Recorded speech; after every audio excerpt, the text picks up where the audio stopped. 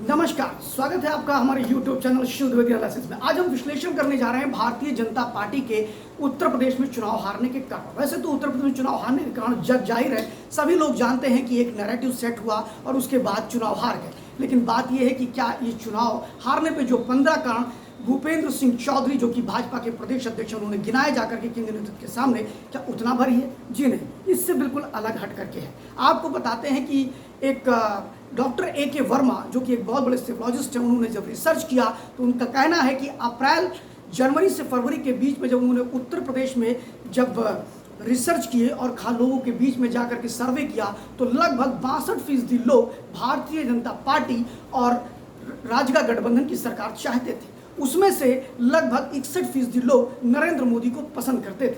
आपको ये जानकर आश्चर्य होगा कि लगभग 68% बेरोजगार भी नरेंद्र मोदी के समर्थन में थे।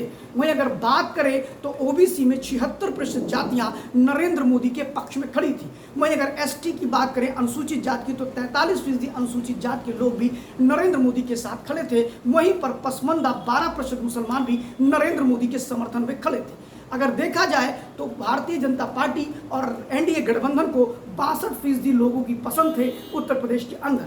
लेकिन चुनाव और वहीं पर अगर बात करें तो 14.29% खाली कांग्रेस और सपा को लोग चाहते थे कि इनकी सरकार बने।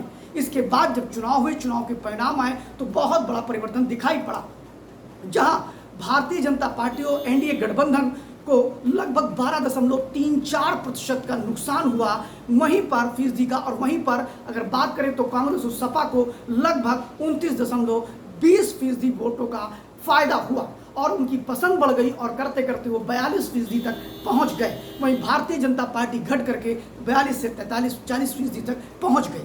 इन परिस्थितियों से एक चीज़ तो तय है कि जो नैरेटिव सेट किए गए थे वह नैरेटिव ने इतना नुकसान नहीं किया जितना भारतीय जनता पार्टी की समावेशी राजनीति के कारण नरेंद्र मोदी चेहरा बने। कहीं ना कहीं भारतीय जनता पार्टी संगठन में कुछ ना कुछ तो दिक्कतें थी।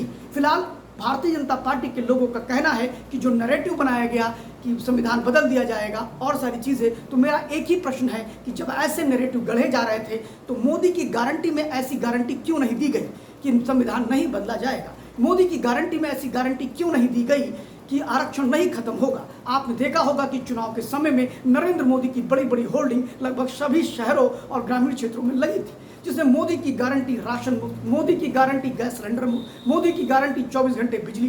तो ये इस पर कटाक्ष क्यों नहीं किया गया? सबसे बड़ी बात यह है कि कहीं ना कहीं कार्यकर्ता और नेताओं में डिस्कनेक्शन था। लोगों की पसंद थे लेकिन कार्यकर्ताओं में वो उत्साह नजर नहीं आया। यह भी एक कारण रहा। कुल मिलाकर के नरेंद्र मोदी का जो लोकप्रियता थी उसके बावजूद जो 62-61% दिखा रहा था, वही चुनाव के बाद नरेंद्र मोदी की लोकप्रियता भी यूपी में सिर्फ 42% रह गई 4 जून के बाद। ये एक बड़ी घटना है और इसके बाद ही नरेंद्र मोदी ने इस बजट में कई ऐसे प्रावधान किए जिससे उन वर्ग को संतुष्ट किया जाए जो उनसे संतुष्ट नहीं थे, जैसे किसान, नौजवान। ये 2 बड़े वर्ग थे जो कुल मिलाकर के नरेंद्र मोदी से काफ़ी हद तक संतुष्ट थे। लेकिन आपको एक बात और बताता हूं कि उस सर्वे में जब देखा गया तो ग्रामीण क्षेत्रों में लगभग 76% लोग नरेंद्र मोदी को पसंद कर रहे थे। वहीं शहरी क्षेत्र में सिर्फ 58% लोग नरेंद्र मोदी को पसंद कर रहे थे। ओवरऑल देखा जाए तो नरेंद्र मोदी की लोकप्रियता 2024 के चुनाव में उत्तर प्रदेश में 61% चुनाव से पहले और चुनाव के बाद 42% आना चिंता का विषय है। फिलहाल ये आत्मघाती है। भाजपा को और चिंतन करना होगा और अपने जो संगठन जो बता रहा है वह कुल मिलाकर सुपरफिशियल है, उसका कोई आधार नहीं है। और उनके नीचे के संगठन में जो लोग हैं वह भी इतने कैपेबल नहीं है। वो कुल मिलाकर कोरम पूरा कर रहे हैं। जब इनसे पूछा जाता कारण बताइए तो वहीं ऑफिस में बैठ करके भाजपा कार्यालय में कोरम बता दिए जाते हैं कि ये कारण गिना दो, ये कारण गिना दो। और किसी ने ये नहीं गिनाया कि संगठन का भी कुछ कमियां रही।